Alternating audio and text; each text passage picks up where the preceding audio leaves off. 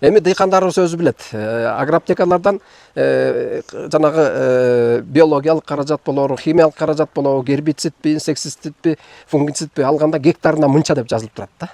Эң болгону ошол 1 гектарга 2 литр десе 2 литр тиги жерге түшүш керек да.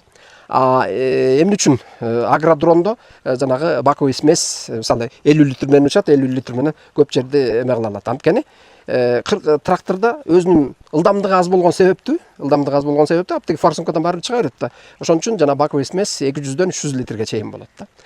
Мунуку ылдамдыгы жогору болгондуктан анан мунуку тиги баягы действующий вещество өзү түшөт. Жанагы эмне препарат болсо ошол түшөт дагы, ал эффективдүү иштейт. Мунун дагы бир жакшы жери тыгылып калбайт. Тиги бурулуп тебелебейт. Тебелеген жерлерде кадимкидей түшүм келмейт да. Өзүңүздөр көрүп жүрөсүздөр, буйдайда ичиндеги издерде эмне деген түшүм келмейт. Аны мындай статистика жасап көргөн эмесмин, бирок эми мындай көзгө көрүнө эле турган нерсе да.